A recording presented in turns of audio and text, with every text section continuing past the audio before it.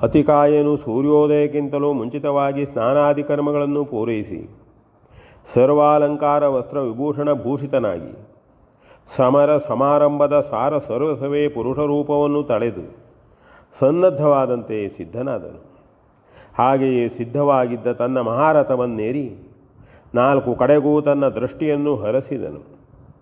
ಲಕ್ಷೋಪಲಕ್ಷ ದಾನವವೀರರು ಮಗುಚಿ ಬೀಳುವ ಮಹಾಬ್ಧಿಯ ತೆರೆಗಳಂತೆ ಅತಿಕಾಯನನ್ನು ಹಿಂಬಾಲಿಸತೊಡಗಿದರು.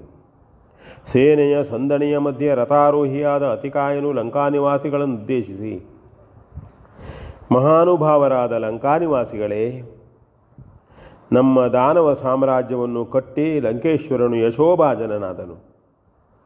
ಯಾವನು ಧರ್ಮಮೂರ್ತಿ ಎಂದು ತಿಳಿದು ವಿಭೀಷಣನು ಅಲ್ಲಿ ಆಶ್ರಯವನ್ನು ಬೇಡಿ ಪಡೆದಿರುವನೋ ಆ ಶ್ರೀರಾಮನು ಖಂಡಿತವಾಗಿಯೂ ಈ ಲೋಕದವನಲ್ಲ. ಲೋಕಾತೀತವಾದ ಆ ಮಹಾಶಕ್ತಿಯೇ ಈ ಲೋಕದಲ್ಲಿ ರೂಪುವಡಿದು ಬಂದಿದೆ. ರಾಜಕೀಯದ ವ್ಯವಹಾರವು ಮುಂಬರಿದು ಲಂಕಾನಿವಾಸಿಗಳಾದ ನಮಗೆ ಆ ಶ್ರೀರಾಮನು ಶತ್ರುವಾಗಿ ಲಂಕೇಶ್ವರನಿಂದ ಪರಿಗಣಿಸಲ್ಪಟ್ಟಿದ್ದಾನೆ. ನಾವು ಕೈಗೊಂಡ ಯುದ್ಧದ ನ್ಯಾಯಾನ್ಯಾಯಗಳ ವಿಚಾರ ಮಾಡಲು ಲಂಕೇಶ್ವರನ ಮಗನಾದ ನಾನು ಅಧಿಕಾರಿಯಲ್ಲ. ಆದರೆ ನಮ್ಮ ಚಿಕ್ಕಪ್ಪನು ತನ್ನ ಅಣ್ಣನ ನೀತಿಯು ಸರಿಯಾದುದಲ್ಲವೆಂತಲೇ ಹೊರಟು ಹೋಗಿರುತ್ತಾನೆ. ಅವರವರ ದಾರಿ ಅವರವರಿಗೆ. ಭದ್ರವಾದ ಸಾಮ್ರಾಜ್ಯವು ಒಬ್ಬನ ಅಧಿಕಾರದಲ್ಲಿಯೇ ಬಹುಕಾಲ ನಿಲ್ಲುವುದು ಅಪೂರ್ವವು. ಏನೋ ಈವರೆಗೆ ಅದೃಷ್ಟಶಕ್ತಿಯ ಬಲದಿಂದಲೇ ನನ್ನ ತೀರ್ಥರೂಪರು ನಮ್ಮ ಸಮ್ರಾಟರಾಗಿರುವರು. ಅಧರ್ಮವೇ ದಶಗ್ರೀವನ ಪತನಕ್ಕೆ ಮೂಲ ಕಾರಣವೆಂದು ಅನೇಕರು ನಿರ್ಧರಿಸಿರಬಹುದು. ಅದನ್ನು ಅಲ್ಲವೆನ್ನುವುದೂ ಸರಿಯಲ್ಲ. ಆದರೆ ತಂದೆಯ ಸುಖ ದುಃಖ ಲಾಭ ನಷ್ಟ ಮಾನ ಅಪಮಾನಗಳಲ್ಲಿ ಮಗನಾದವನು ಆ ಯಾವುಗಳಿಂದಲೂ ವಿರಹಿತನಾಗಲು ಧರ್ಮಯುಕ್ತವಾಗಿ ಅವಕಾಶವಿಲ್ಲ. ಆದುದರಿಂದಲೇ ನಾನು ಈ ದಿನ ಯುದ್ಧ ಸನ್ನದ್ಧನಾಗಿರುವೆನು. ನನ್ನ ದೃಷ್ಟಿಯಲ್ಲಿ ಪ್ರಜೆಗಳೆಲ್ಲರನ್ನೂ ಅರಸನು ತನ್ನ ಮಕ್ಕಳಂತೆ ಸಂರಕ್ಷಿಸಿಕೊಂಡಿರಬೇಕೆನ್ನಿರುವುದರಿಂದ ನೀವೆಲ್ಲರೂ ನನ್ನಂತೆ ಯುದ್ಧದಲ್ಲಿ ಭಾಗವಹಿಸುವುದು ಅನ್ಯಾಯವೆನ್ನಿಸಲಾರದು. ಹಾಗೆಯೇ ಧರ್ಮದ ಉದ್ಧಾರಕರ್ತನನ್ನು ಎದುರಿಸಿ ಕೈ ಮಾಡುವುದು ಕೂಡ ನ್ಯಾಯವೆಂದೇ ಎಣಿಸಲಾಗುವುದಿಲ್ಲ. ಈ ನ್ಯಾಯಾನ್ಯಾಯಗಳನ್ನು ನಮ್ಮ ನಮ್ಮ ಶುದ್ಧವಾದ ಅಂತರಂಗ ವಿವೇಚನೆಯಿಂದಲೇ ನಿರ್ಧರಿಸಿಕೊಳ್ಳುವುದು ಯುಕ್ತವು. ಯಾವನು ಯುದ್ಧದಲ್ಲಿ ಭಾಗವಹಿಸಲು ಪೂರ್ಣವಾಗಿ ಇಷ್ಟಪಡುವನೋ ಆ ಅಂಥವನು ಮಾತ್ರ ನನ್ನೊಂದಿಗೆ ಈ ದಿನ ಬರಬೇಕೆಂದು ನಾನು ಪ್ರಾರ್ಥಿಸುತ್ತೇನೆ. ನಿಜವಾಗಿ ಇಷ್ಟವಿಲ್ಲದ ಯಾರೇ ಆಗಲಿ ಯಾವ ಭಯ ದಾಕ್ಷಿಣ್ಯಗಳಿಗೂ ಒಳಗಾಗಿರಬಾರದು. ಇದು ನನ್ನ ವಿನಂತಿ. ಯಾಕೆಂದರೆ ಈ ಯುದ್ಧದಲ್ಲಿ ನಾನೆಣಿಸಿಕೊಂಡಂತೆ ಒಂದು ಪರಮಲಾಭವೂ ಇದೆ. ಹಾಗೆಂದು ಅದು ನಿಮ್ಮನ್ನು ಹುರಿದುಂಬಿಸುವ ಸಲುವಾಗಿ ನಾನು ಮುಂದಿಡುವ ಪ್ರಲೋಭನವೆಂದು ಯಾರೂ ಎಣಿಸಬಾರದು. ನಾನು ತಿಳಿದ ಸತ್ಯವನ್ನು ಮಾತ್ರ ಭಿನ್ನಯಿಸಿಕೊಳ್ಳುವುದು ವಿಹಿತವಾದುದೆಂದು ನಿರ್ಧರಿಸಿಕೊಂಡು ಆಡುವ ಮಾತಿದು. ನಾನು ಹಾಗೆ ನಂಬಿದ್ದೇನೆ, ಅಂತೆಯೇ ನಡೆಯತಕ್ಕವನು. ನಮ್ಮ ಲಂಕೆಯ ಕಟ್ಟಾಳುಗಳು ಅದರ ನಿರ್ಮಾತೃಗಳ ಉತ್ತಮೋತ್ತಮವಾದ ನಿರ್ದೇಶದಂತೆ ಲೋಕಲೋಕಗಳಲ್ಲೆಲ್ಲ ಸುತ್ತಾಡಿ ವಿಜಯವನ್ನು ಪಡೆದೇ ಬಂದವರು. ಲಂಕೆಯಲ್ಲಿ ಯುದ್ಧವಾದುದೇ ಇಲ್ಲ. ನಾವು ಆಕ್ರಮಿಸಿದವರೇ ಹೊರತು ಈವರೆಗೆ ವೈರಿಗಳ ಆಕ್ರಮಣವನ್ನು ಹೊಂದಿ ಅನುಭವಿಸಿದವರಲ್ಲ. ಸರ್ವ ವಿಧದಿಂದಲೂ ನಾವು ಆ ಸಮರ್ಥತೆಯನ್ನು ಪಡೆದಿದ್ದೆವು. ಆದರೆ ಶ್ರೀರಾಮನು ನಮ್ಮ ಉತ್ತರದ ಗಡಿಯಲ್ಲಿಯೇ ಖರಾದಿ ನಮ್ಮವರನ್ನು ನಿರ್ಮೂಲಗೊಳಿಸಿ ನಮ್ಮ ಸೀತಾಪಹಾರದ ಶಾಸ್ತಿಗಾಗಿ ಇತ್ತ ದಂಡೆತ್ತಿ ಬಂದಿರುವನು. ಆತನು ಸರ್ವ ಸಮರ್ಥನೆಂದು ಸೇತುಬಂಧನ ಹಾಗೂ ಈವರೆಗಿನ ಈ ಯುದ್ಧದ ನಮ್ಮ ಪರಾಭವ ಇವುಗಳಿಂದಲೇ ವಿದಿತವಾಗಿದೆ.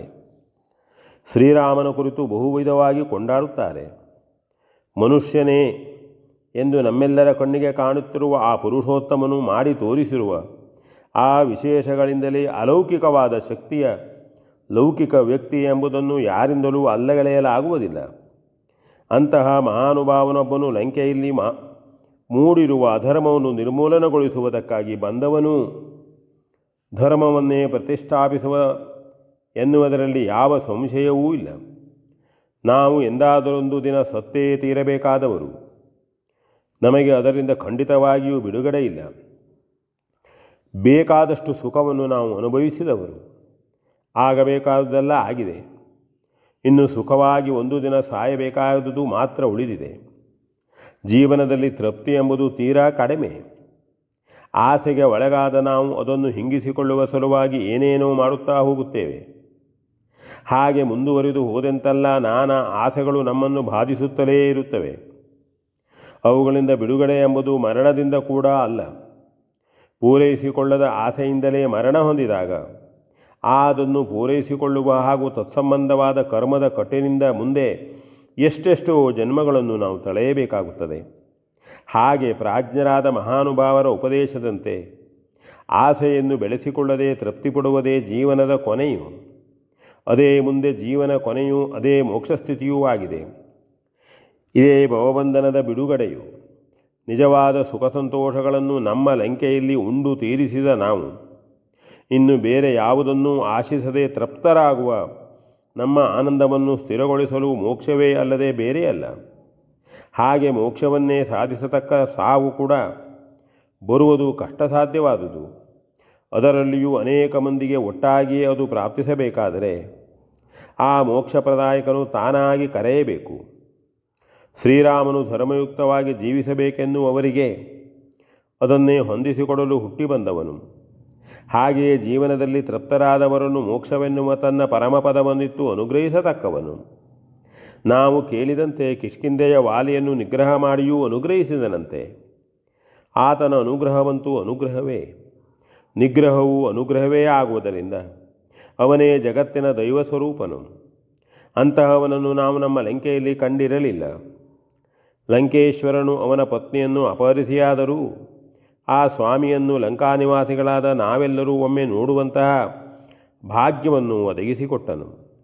ಪತಿತ ಪಾವನನೆನ್ನಿಸಿದ ಆ ಶ್ರೀರಾಮನ ದಿವ್ಯ ದರ್ಶನವನ್ನು ನಮ್ಮರಸನೇ ಹೇತುವಾಗಿರದಿದ್ದರೆ ನಾವೆಲ್ಲರೂ ಒಟ್ಟಾಗಿ ಪಡೆಯಲು ಅವಕಾಶವಿರಲಿಲ್ಲ. ಕರುಣಾರ್ಣವೆನ್ನಿಸಿದ ಶ್ರೀರಾಮನನ್ನು ಈ ನಮ್ಮ ಮಾಂಸಾಂಕ್ಷಿಗಳಿಂದ ಕಂಡ ಮೇಲೆಯೂ ನಾವು ಈ ಪ್ರಪಂಚದಲ್ಲಿ ಜೀವಿಸಿರಬೇಕಾದುದು ಏಕಾಗಿ? ಹಾಗೆಂದು ಸಾವು ನಮ್ಮ ಇಷ್ಟಾನುಸಾರ ಬರುತ್ತಿದೆ? ಇಲ್ಲ. ಮೇಲಾಗಿ ರುಗ್ನಶೆಯಲ್ಲಿ ಬರುವ ಮರಣವು ವಿರೋಚಿತವಾದುದಲ್ಲ. ಶೂರರೆಂದೇ ಖ್ಯಾತರಾದ ನಾವು ಅದೇ ಮಾರ್ಗದಿಂದ ಮೋಕ್ಷವನ್ನು ಸಾಧಿಸಿಕೊಳ್ಳುವುದಕ್ಕಾಗಿ ಈ ಯುದ್ಧವು ಪ್ರಾಪ್ತವಾಗಿದೆ. ಅಂತೆಯೇ ಅದನ್ನು ಕರುಣಿಸಲು ಕರ್ತನಾಗಿ ಶ್ರೀರಾಮನು, ಕಾರಣವಾಗಿ ಅವನ ಪತ್ನಿಯಾದ ಸೀತಾದೇವಿಯೂ ನಿಂತರು. ಅವಕಾಶವನ್ನು ಮಾತ್ರ ನಮ್ಮ ಲಂಕೇಶ್ವರನು ಹೊಂದಿಸಿದನು. ಆದುದರಿಂದಲೇ ನಾವು ಧನ್ಯರು. ಅಯ್ಯ, ನನ್ನ ಮಾತು ನಾನು ತಿಳಿದಂತೆ ಯಥಾರ್ಥವಾದುದು. ನಿಮಗೆಲ್ಲರಿಗೂ ಅದು ಹಾಗೆಯೇ ಎಂದು ಕಂಡರೆ ಈಗಲೇ ಹೊರಡಿ.